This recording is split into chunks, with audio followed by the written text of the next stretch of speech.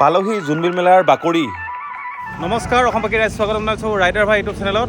আজি আহিলোঁ জোনবিল মেলাৰ বাকৰিত আৰু 3 দিনীয়া কাৰ্যসূচীৰে 18, 19, 20 ইয়াত মেলা আৰম্ভ হ'ব আৰু দুই দিন বাকী আছে আৰু জোনবিল মেলাৰ ওচৰে পাজৰে দেখাই আছোঁ, চাই থাকিব ভিডিঅ'টো। ঐতিহাসিক জোনবিল মেলালৈ আহিলে জাগিৰোড ফালৰ পৰা প্ৰথমে পাব কাঠৰ মাল। সকলোৱে জানে জোনবিল মেলা কাঠৰ মালৰ বাবে বিখ্যাত। এইবাৰ বহুতে বেছি কাঠৰ মাল আহিছে। এতিয়াও মেলালৈ যিহেতু 2 দিন বাকী, এতিয়াও কাঠৰ মাল আহি আছে। জাগিৰোডৰ ফালৰ পৰা আহিলে কাঠৰ মাল নিবলৈ একদম সুবিধা হ'ব। ঠেলা আছে দিনত আৰু ৰাতি 10টা বজাৰ পিছত গাড়ীটো নিব পাৰে। কাঠৰ বস্তুবোৰ দাদা কিমান দামৰ আহিছে এইবাৰ? এইবাৰ পালেং 12,000 আছে, 14,000 আছে, 28,000 টকাৰ আছে। হয়, এতিয়া 50,000 আছে, 50,000 আছে, 60,000 আছে। আৰু গেছ টিভিবিলাক 2500 টকা আছে, 2600 টকা আছে, 1500 আছে, 1600 আছে। আলনাবিলাক 1200 আছে, 1600 টকা আছে। আবার মিক্সারবিলাক যে আছে পাকঘৰৰ কাৰণে এইবিলাক আছে 2800 টকা আছে, 3000 টকা আছে, 2000 টকা আছে। যেনেকুৱা বস্তু তেনেকুৱা দাম আৰু। ক'ৰ পৰা আহিছে মালবিলাক? এই মালবিলাক নগাঁৱৰ পৰা আহিছে। নগাঁও এনে ক'ৰ বেপাৰী আহে ইয়াতে? এইটো সব বেছিভাগেই নগাঁৱৰ পৰা, জালুকবাৰীৰ পৰা, মৰিগাঁৱৰ পৰা। বুঢ়াবুঢ়ী তাৰ পৰা আহে, লংকা লংকা পৰা আহে, মৰিগাঁৱৰ পৰা আহিছে, জালুকবাৰীৰ পৰা আহিছে, নগাঁৱৰ পৰা আহিছে, এবাৰ পৰা আহিছে। আপোনাৰ সেই নলতলি, তেজপুৰ, ডেকেতলি, ডেকেতলিৰ পৰা অহা আছে।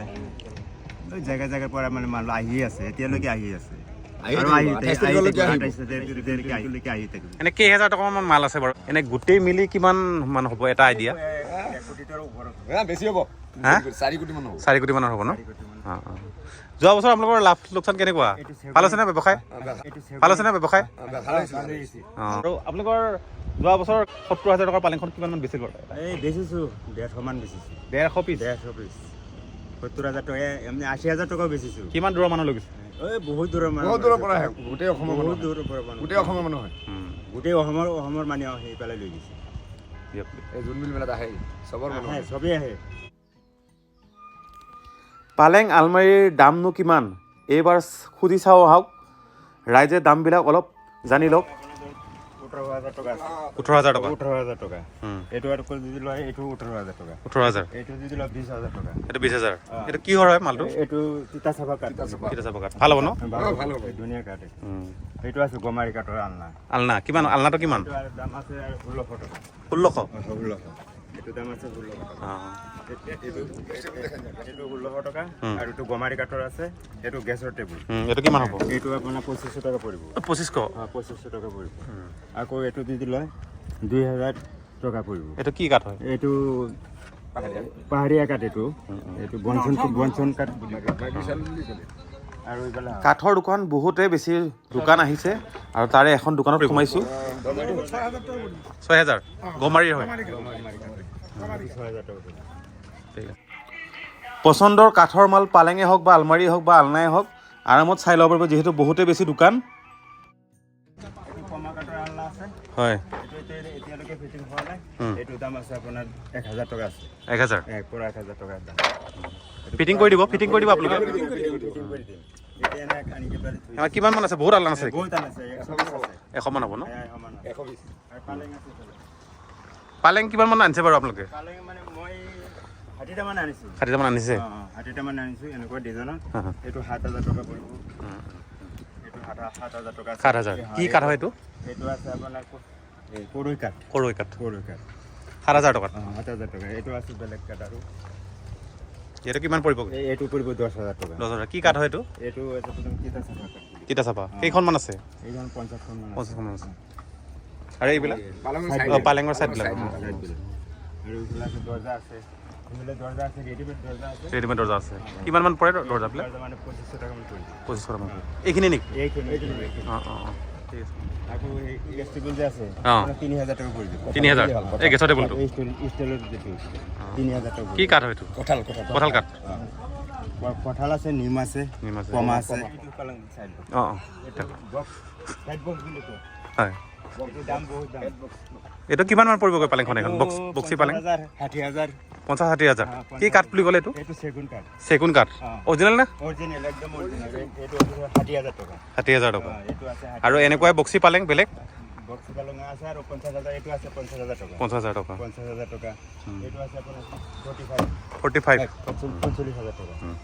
এইটো আছে আৰু 70,000 টকা 70,000 টকা এইটো ডাঙৰ নেকি অলপ এইটো ডাঙৰ এইটো সাইজটো কেনেকুৱা খাত 6x7 এইটো আছে 70,000 টকা 70,000 টকা 70,000 টকা এইটো আছে 70,000 টকা ঠিক আছে কম দামৰ ভিতৰত দেখাই দিয়ক কম দামী এইফালে আছে কম দামী পালেং এইটো 6,000 ন এইটো 6,000 টকা এইটো কি কাঠ বুলি ক'লে এইটো আপোনাৰ গনচন কাঠ বুলি কয় গনচন কাঠ গনচন চলি যাব তথাপি পাহাৰীয়া কাঠ কেইজনীয়া হয় এইটো এইটো দুজনীয়া ন আৰু এইফালে আছে আপোনাৰ 4জনীয়া 3জনীয়া 6 ফুটি 5 ফুটি এইবিলাক কিমান মান পৰিব এইটো 8,000 মুকলি জাগাত পুৰা পালেংবিলাক এনেকৈ ফিটিং কৰি ধুনীয়াকৈ থৈ দিব আৰামত চাই মেলি লৈ যাব পাৰিব এইটো কৰিব আপোনাৰ 9,000 টকা 9,000 টকা কি কাঠ হয় এইটো আপোনাৰ বনচন বুলি কয় বনচয় বঞ্চৰৈ বনচৰৈ এইটো আছে আপোনাৰ 8,000 9,000 টকা মান পৰিব তিনজন হ'ব পৰা যায় ঠাণ্ডা দিনত 3জন হ'ব পৰা আৰু এইবিলাক আছে বেছি দামৰ আছে এইবিলাক আছে 15,000 টকীয়া 15,000 16,000 12,000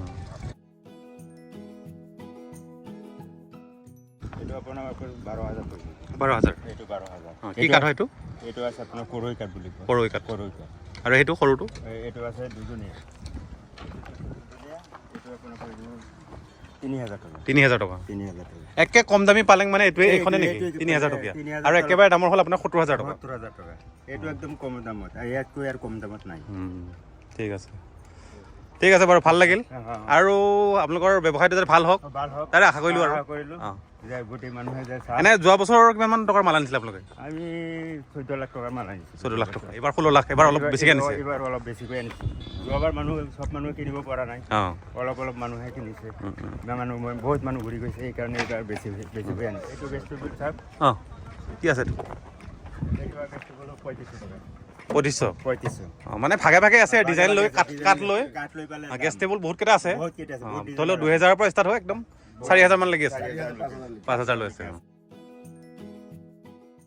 আৰুতো বহুত বস্তু আছে এইবিলাক হয় না ইয়াতে আহিলে আৰু বহুত বস্তু দেখা পাব কাঠৰ বস্তুবিলাক আৰু যিখিনি পাৰোঁ দেখুৱাল আৰু নিজে আহি নিজে কিনিলে নিজে ভাল লাগিব দাম দৰ কৰি কম দামত নিব পাৰিব যিহেতু কোনো ফিক্স দাম নহয় ইয়াতে কাৰণ বিভিন্ন দোকান আছে সকলোতে চাই মেলি আৰামত যিখন ভাল লাগে বা পচন্দৰ সেইখন লৈ যাব পাৰিব পালেঙে হওক বা আলমাৰীয়ে হওক বা যি লাগে মেলালৈ বহুতে মাল আহি আছে এতিয়াও একদম ব্যৱসায়টো ভাল হওক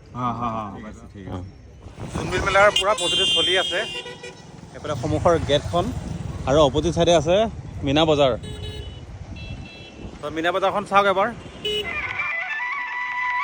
মৰিগাঁও ফালৰ পৰা আহিলে প্ৰথমে পাই যাব মীনা বজাৰ একদম গেটখনৰ অপজিট ছাইডত আৰু ধুনীয়াকৈ মানে হুলস্থুলৰ ফালে যাব নালাগে ভিতৰৰ ফালে মেলাৰ ফালে যিফালে মেলা হৈ থাকিব ডাইৰেক্ট মীনা বজাৰটো এক্সট্ৰা কৰি দিয়া হৈছে তাতে আৰামত মটকা কুঁৱা আছে তাতে এইফালে চাওক এতিয়া সাজি আছে মানে বনাই আছে এতিয়াও কমপ্লিট হোৱা নাই গৈ বাকী আছে যিটো সময় এইকেইদিনৰ ভিতৰত হৈ যাব আজি 16-17 একদম পূৰা ফ্ৰী আৰু কাঠৰ মাল নিব হ'লেও মানে পূৰা গাড়ী মটৰে আহি নিব পাৰে কাৰণ এইকেইদিন পূৰা নো এণ্ট্ৰি নাই যিহেতু 18 তাৰিখত মেলা হৈ যাব তেতিয়াৰ পৰা নো এণ্ট্ৰি পাই যাব খালি ঠেলাতহে মাল নিব পাৰিব বাকী মানে ৰাতি 10টা বজাৰ পিছত নিব পাৰিব আৰু মাল কাঠৰ মাল বা যিকোনো মাল আৰু যি নিওঁ যিহেতু বাণিজ্য মেলাও হ'ব ইয়াতে লগতে হ'ব খাদ্যৰ সম্ভাৰ বিভিন্ন চুবুৰীয়া ৰাজ্যৰ পৰা আহিব খাদ্যৰ বিপণীবিলাক দোকানবিলাক তাতে আৰু খাদ্যৰ টেষ্ট ল'ব পাৰিব জুতি ল'ব পাৰিব তিৱা ৰজাৰ উপস্থিত নখোলাৰ ৰাজ দৰবাৰত এইবাৰ মুখ্য অতিথি হৈ আছে আমাৰ মাননীয় মুখ্যমন্ত্ৰী হেমন্ত বিশ্ব শৰ্মা ডাঙৰীয়া তো এতিয়া অলপ ভিতৰলৈ সোমাওঁ মধ্য অসমৰ 19জন তিৱা ৰজাক প্ৰদান কৰিব ৰাজভাত্ৰা মুখ্যমন্ত্ৰীগৰাকীয়ে ঐতিহাসিক প্ৰাচীন বিনিময় প্ৰথা মেলাখনৰ দ্বিতীয় দিনাখনৰ পৰা আৰম্ভ হ'ব পাহাৰৰ পৰা মামা মামীহঁতে নামি আহিব আদা হালধি কচু শাক পাচলি ইত্যাদি লৈ আহিব মামা মামীহঁতে লৈ যাব চাউল চিৰা মাছ বিনিময় হাতত ভাগ ল'ব কাৰ্বি আংলঙৰ প্ৰায় 58খন গাঁও আৰু লগতে মেঘালয়ৰ 20খনৰ অধিক গাঁও পাহাৰৰ মামা মামীবোৰ আহিব ইয়াতে হ'ব প্ৰাচীন বিনিময় প্ৰথা আহি পালোঁ মেইন পেণ্ডেলত এইটো ডাঙৰকৈ পেণ্ডেল বনাইছে মোৰ পিছফালে আৰু এইফালে চাৰিওফালে ঘৰ জোনবিল মেলাৰ বাকৰিত পূৰা প্ৰস্তুতি চলি আছে ইমানে আছিল আজিৰ ভিডিঅ'টো আৰু আশা কৰিছোঁ চাই ভাল পাইছে আৰু ভিডিঅ'টো যদি ভাল লাগে লাইক কমেণ্ট শ্বেয়াৰ ছাবস্ক্ৰাইব কৰিব তো আজিলৈ বাই বাই